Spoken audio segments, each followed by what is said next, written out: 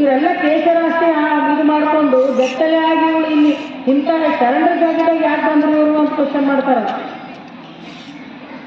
ಅವರೆಲ್ಲ ಪ್ರತಿಯೊಂದು ಅವ್ರು ಕೇಳಿರ್ತಕ್ಕಂಥ ಪ್ರಶ್ನೆಗಳಿಗೆ ಸರಿಯಾದ ಉತ್ತರವನ್ನು ನೀಡಿರ್ತಾರೆ.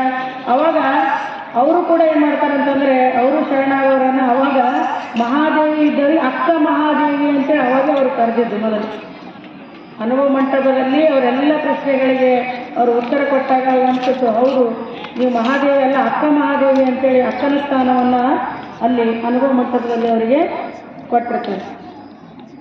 ಇಲ್ಲಿ ನಾಮದಲ್ಲಿ ಹೆಂಗಸೆಂಬ ಹೆಸರಾದಡೇನು ಭಾವಿಸಲು ಗಂಡರು.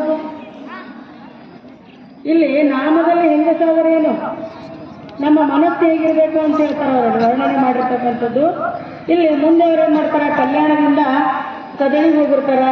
ಕದಳಿಯಲ್ಲಿ ಹೋದ ನಂತರ ಅವಳ ಜೀವನದ ಬಗ್ಗೆ ಹೆಚ್ಚಿನ ಯಾವುದೇ ರೀತಿಯಾದ ಮಾಹಿತಿಗಳು ತಿಳಿದು ಬಂದಿಲ್ಲ. ಆದರೆ ಕದಳಿಯಲ್ಲಿಯೇ ಕೊನೆಯದಾಗಿ ಅವರು ಲಿಂಗೈಕ್ಯರಾದವೆಂದು ಅನೇಕ ವಚನಗಳಿಂದ ನಮಗೆ ತಿಳಿದು ಬಂದಿರತಕ್ಕಂಥದ್ದು. ಅಕ್ಕ ಮಹಾದೇವಿಯವರು ಐಹಿಕ ಜೀವನದಲ್ಲಿ ಪ್ರಖರ ವೈರಾಗ್ಯ ಆಗಿದ್ದು ವೀರ ವೈರಾಗಿಣಿ ಎಂಬ ಬಿರುದಿಗೆ ಪಾತ್ರರಾಗಿದ್ದಾರೆ. ಅವ್ರಿಗೇನಂತ ಕರೀತಾರೆ, ವೀರ ವೈರಾಗಿಣಿ ಅಂತೇಳಿ ಕರೀತಾರೆ. ಅವರ ಆಧ್ಯಾತ್ಮಿಕ ಅನುಭವ ಸಾಗರದಷ್ಟು ಅವರ ಅನುಭವ ಎಷ್ಟಿದೆ ಅಂತಂದರೆ ಇಲ್ಲಿವರೆಗೆ ಅವರು ಸುಮಾರು 434 ವಚನಗಳು ಅವ್ರದ್ದು ಸಿಕ್ಕಿರ್ತಾರೆ. ಎಷ್ಟು ವಚನಗಳು? 434 ವಚನಗಳು ಲಭ್ಯವಾಗಿದ್ದು, ಇದನ್ನಷ್ಟೇ ಅಲ್ಲದೇ ಅವ್ರು ಇನ್ನೂ ಏನನ್ನು ಬರೆದಿದ್ದಾರೆ ಅಂತಂದರೆ ಯೋಗಾಂಗ ತ್ರಿವಿಧ ಸ್ವರವಚನಗಳು, ಸೃಷ್ಟಿಯ ವಚನ, ಮಂತ್ರಗೋಪ್ಯಗಳೆಂಬ ಲಘು ಕೃತಿಗಳು ಕೂಡ ಅವರಿಂದ ಅಕ್ಕ ಮಹಾದೇವಿಯವರು ಬರೆದಿರ್ತಕ್ಕಂಥದ್ದು ದೊರೆತಿವೆ.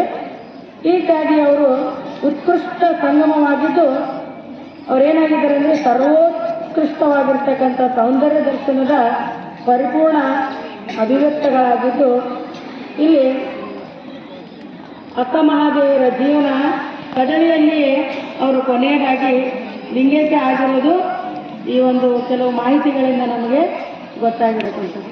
ಇದು ಅಕ್ಕ ಮಹಾದೇವಿಯವರ ಒಂದು ಜೀವನ ಚರಿತ್ರೆಯಾಗಿದೆ. ಇದರಲ್ಲಿ ಅವರ ಬರವಣಿಗೆ ಭಾವಗೀತಾತ್ಮಕವಾಗಿದೆ. ಅವರ ಬರವಣಿಗೆ ಹೇಗಿರ್ತಕ್ಕಂದರೆ ಭಾವಗೀತಾತ್ಮಕವಾದದ್ದು ಮತ್ತು ಜೀವನದ ನೋವು, ನಲಿವು, ಆಧ್ಯಾತ್ಮಿಕ ನಿಲುವು ಅವರ ಅಭಿವ್ಯಕ್ತಿಯ ವೈಶಿಷ್ಟ್ಯಗಳಾಗಿವೆ. ಕೊನೆಯದಾಗಿ ಅವರು ಅಕ್ಕ ಮಹಾದೇವಿಯವರು ಶ್ರೀಶೈಲದ ಕದಳಿವನ, ಆ ಕದಳಿವನಕ್ಕೆ ಈಗ ಒಂದು 50-100 ಮಂದಿ ಹೋದ್ರು ಒಳಗಾದ್ರೆ ಅಂತಾರೆ. ಅಷ್ಟು ದಟ್ಟ ಅರಣ್ಯ ಕಾಡಿನಲ್ಲಿ ಅವರು ಒಬ್ಬ ಹೆಣ್ಮಗಳು ಅಕ್ಕ ಮಹಾದೇವಿಯವರು ಅಲ್ಲೇ ಮಾಡಿರ್ತಾರೆ ಅಂತಂದ್ರೆ ಧ್ಯಾನವನ್ನು